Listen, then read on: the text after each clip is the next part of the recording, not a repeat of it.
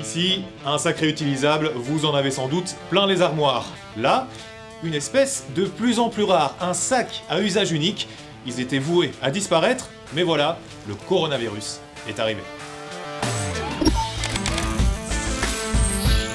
Je ne sais pas chez vous, mais sur les lieux de travail en tout cas, le décor a pas mal changé.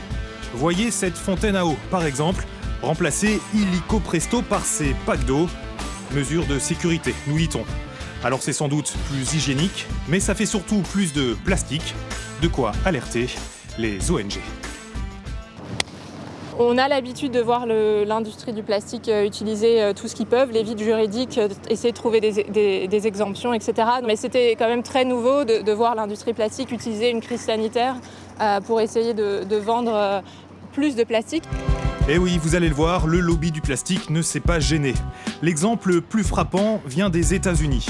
Aujourd'hui, plusieurs villes interdisent de faire ses courses avec un sac réutilisable. Les supermarchés sont donc revenus au bon vieux sac plastique. Vous savez, celui que l'on jette directement une fois rentré.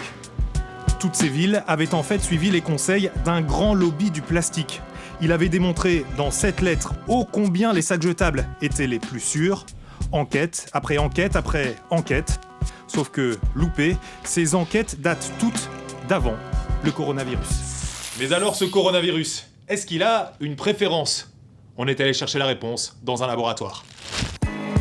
Ici, on analyse notamment la durée de vie du virus selon les surfaces.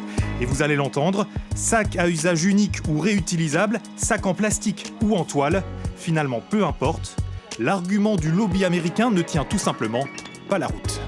Tous, quel que soit le moment de leur vie, peuvent contenir, peuvent héberger des microbes, que ce soit au moment de la fabrication, du stockage, du transport et de l'utilisation.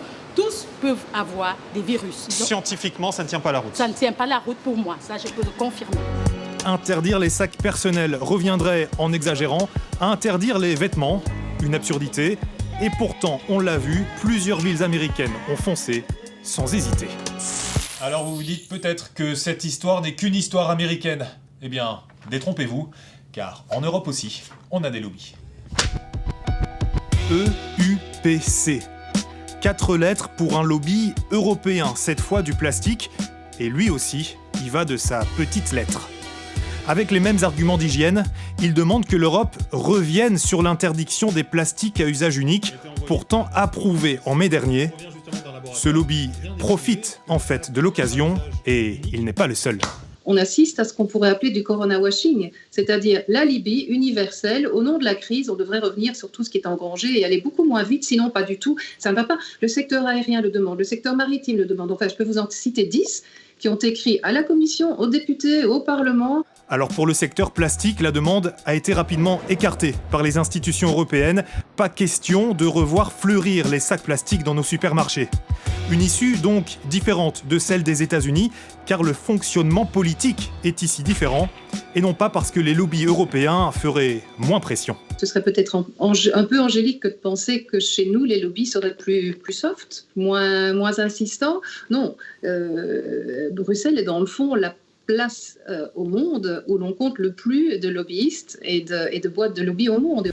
L'Europe et la science sont donc d'accord, le sac à usage unique n'est pas plus ou moins porteur du virus que le sac réutilisable. Mais ne vous en faites pas trop pour l'industrie plastique. À mieux regarder les rayons de nos supermarchés, on voit bien que pour elle, dans cette crise, tout n'est pas à jeter. Voilà, si vous avez des idées, des infos ou des remarques, n'hésitez pas, un petit mail, lescan@rtbf.be ou un commentaire, là, juste en dessous. Sinon, pour plus de vidéos RTBF en un clic, c'est là que ça se passe.